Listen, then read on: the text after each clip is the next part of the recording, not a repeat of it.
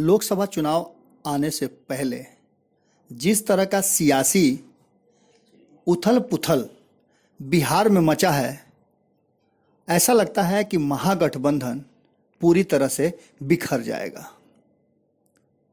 अगर बात देखी जाए तो बात बहुत बिगड़ती जा रही है। लगातार महागठबंधन के घटक दल से लोग पाला बदल रहे हैं। कई बड़े नेताओं ने अपनी पार्टी से इस्तीफा दिया है। कई बड़े नेताओं को अपनी पार्टी ने शोकॉज नोटिस जारी कर दिया है। खास करके ये सब बातें तब हो रही हैं जब कांग्रेस ने शक्ति प्रदर्शन करते हुए 3 तारीख को जन आकांक्षा रैली पटना के गांधी मैदान में किया था। रैली की सफलता पर प्रश्न खड़े करते हुए जब सबसे पहले हिंदुस्तानी आवाम पार्टी ने ये कहा था कि रैली फ्लॉप हो गई है, उसके बाद से बातें बिगड़नी शुरू हो गई थी। जिन लोगों ने रैली को फ्लॉप बताया था वो अब हम के हिस्सा नहीं है। जीतन राम मांझी ने भी इस पर एक्शन लिया है और इस्तीफा स्वीकार कर लिया है। वहीं दूसरी तरफ रैली के बाद जो कांग्रेस और राजद एक दूसरे की तारीफ कर रहे थे मंच से, वो भी एक दूसरे पर आरोप प्रत्यारोप या कहें तो साइलेंट हमला शुरू कर दिए हैं। इस साइलेंट हमला की शुरुआत तेजस्वी यादव ने किया है। दरभंगा के सीट पर, जो कि काफी लंबे समय से ये बात कही जा रही थी कि कांग्रेस के प्रत्याशी के रूप में वर्तमान सांसद कीर्ति झा आजाद चुनाव लड़ेंगे। इस बात को लेकर के आरजेडी को भी पता था और लगातार इस पर कोई चर्चा भी नहीं हो रही थी।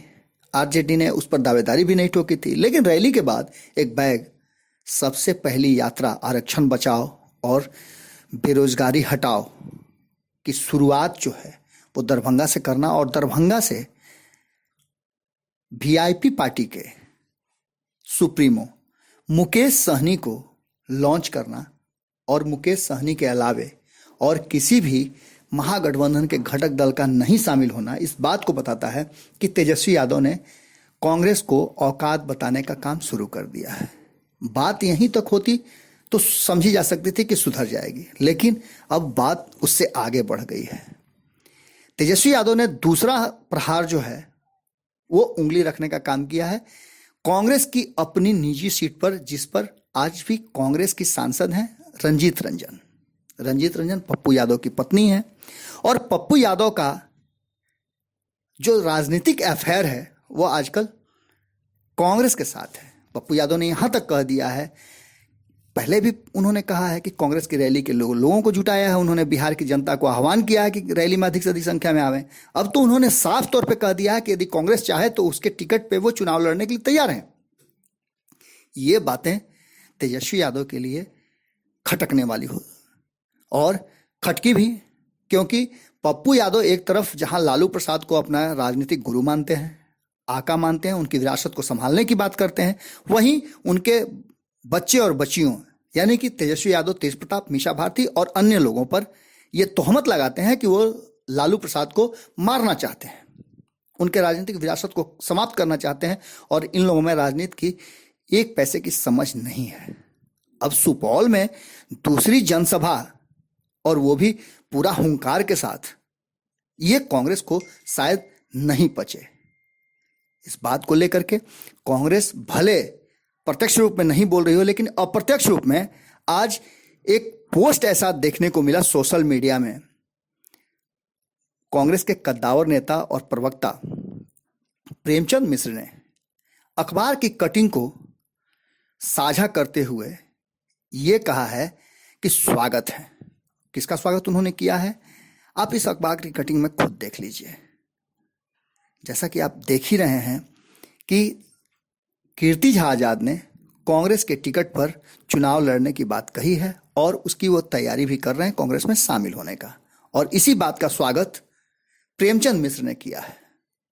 अब ये बात सीधे सीधे तौर पर नजर आ रही है कि एक तरफ हिंदुस्तानी अवाम पार्टी का बिखरना, दूसरी तरफ आरएलएसपी का बिखरना और तीसरी तरफ जो बड़े 2 घटक दल हैं महागठबंधन के, उनके बीच में 36 का आंकड़ा होना। आपको याद होगा कि कल ही एक सर्वे रिपोर्ट के आधार पर मैंने इस बात को रखा था। भारत लाइव ने ये बात बताया था कि कहीं ऐसा तो नहीं कि लोकसभा चुनाव के पहले कोई खिचड़ी एक बार फिर से नीतीश कुमार और आरजेडी के बीच में पकनी शुरू हो गई है। राजनीति में कुछ भी संभव है और संभावनाएं अनंत होती हैं। न तो कोई अस्थायी दोस्त होता है, न कोई अस्थायी दुश्मन। एक बार फिर से कहीं ऐसा तो नहीं कि नीतीश कुमार जी में प्रधानमंत्री बनने की ललक फिर से जागृत हो गई है। जुड़े रहिए न्यूज़ बिहार और भारत लाइव के साथ। फिर किसी खबर को लेकर आपके सामने हाजिर होंगे।